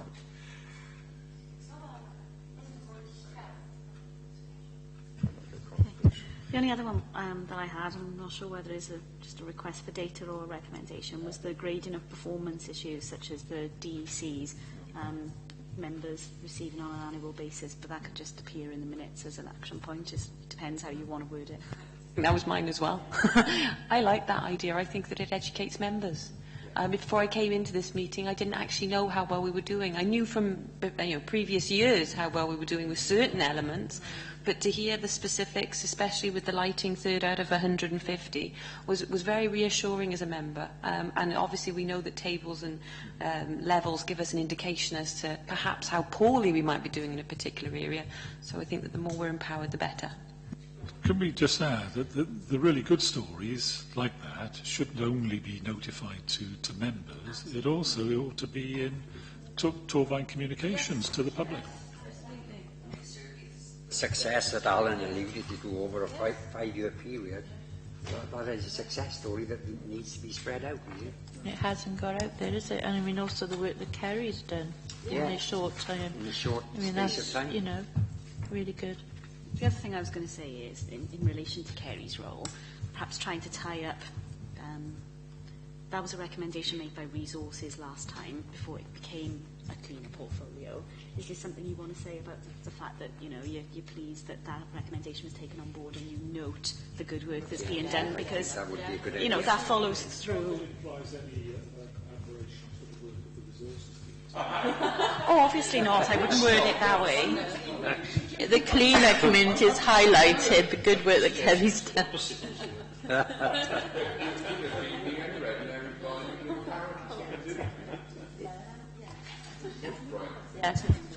Right, yeah, okay, so we've done that. So we're all happy with the recommendations on this. We're going on to the Stuart. Jay, can I just ask a brief question for clarity? Alan says he's only working part-time. Is it his own choice or is it stipulation? I'm not sure. We could possibly find out, but without probing. We could ask, I suppose, is his post a full-time one or is it part? Make your personal choice and then choose to. No, I think. No.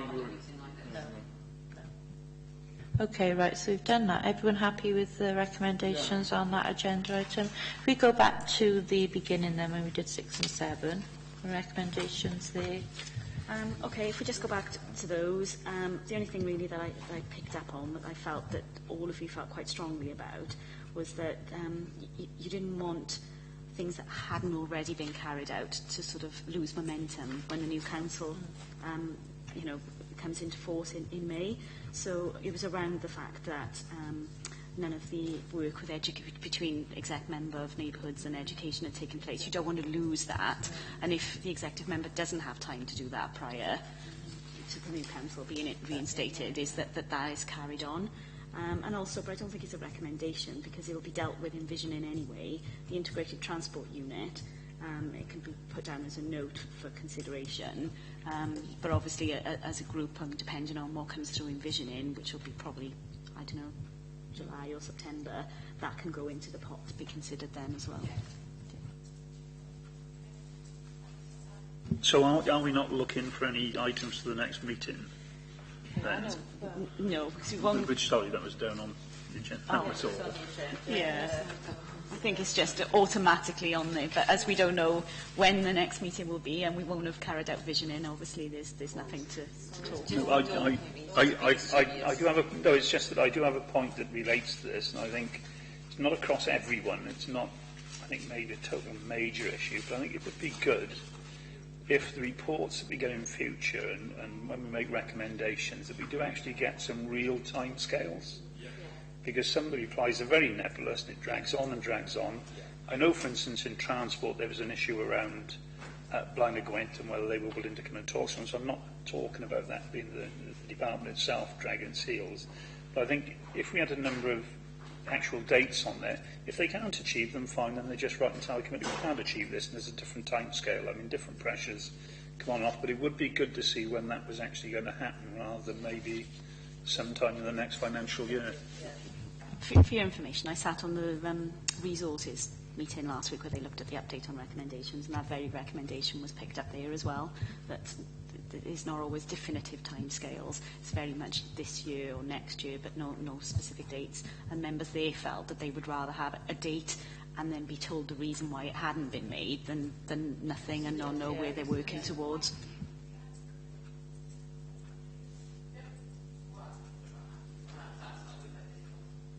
Well, can I just say thank you all very much for your participation throughout the year.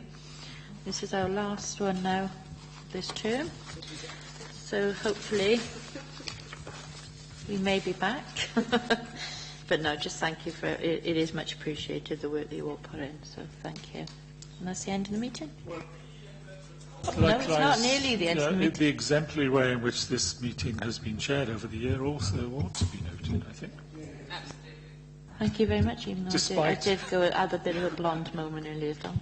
Despite some unruly members.